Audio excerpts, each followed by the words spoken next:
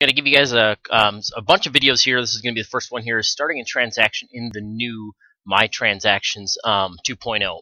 So I'm using Boz's account here, but once he goes into, let's just go Transactions Home by the My Transactions, he's upgraded his account, or I should say I've upgraded his account for him, and I'll show you the new look of what it actually looks like.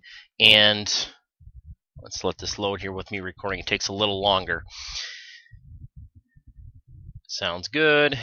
So this is the new look, and it's very clean, very simple for you guys to create, start loops, etc. All of your transactions are right there in front of you. So here's Boz's. He's got 3 transactions going. There's a sample loop here, which they kind of go over some of the guidelines. But now to start a loop, all you do is you hit this red X button, or I mean this red plus sign. So you click that, it's going to pop up, it's going to say, alright, what do you want to call the loop? And again, this is totally up to you. Give it a address name if you know that. Give it the client's name, whatever you prefer here.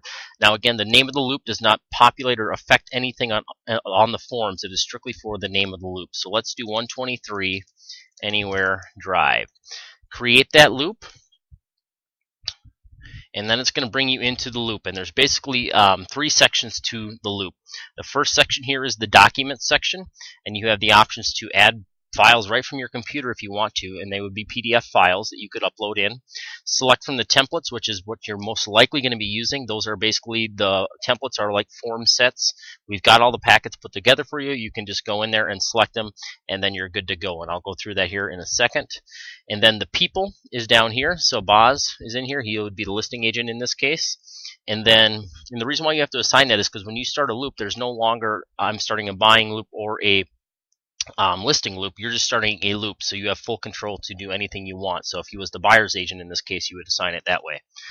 The admin will always be in there, and then you can add your people here. You do not have to have an email no longer. You can just simply add a person. You can add in Jane Seller and just assign her role as the seller, and no email, no big deal. Add that person, she is now in there.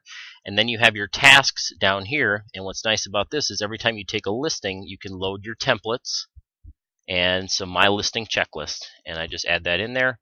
And now I've got my to-dos for my listing, so I can check that all off. That way I know what I'm doing on every single individual listing, and then it'll give me a completion meter for my tasks as well. So the first thing we're going to do is starting the loop is select your templates.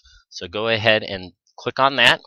It's going to load all of our templates here on the left hand side, and right now there is more than there should be because we have not upgraded the entire office. So for me to purify this list, I need to upgrade our office, but I don't want to do that at this time until we're completely ready to. But they are all here, but there are some duplicates is what is causing the issue there. So we're going to do a residential listing packet. So I am going to scroll down until I find my residential listing packet. So let's scroll. It's purchase, residential listing packet right there. I click on that, and at this time it pulls up all the forms that we have in our listing packet. You do have to click each form to confirm that you want to add it to the transaction.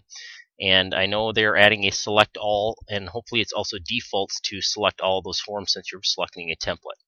So you said add those forms, and now they're all in here, and they default to not being shared, so your client does not have access to these forms at this time.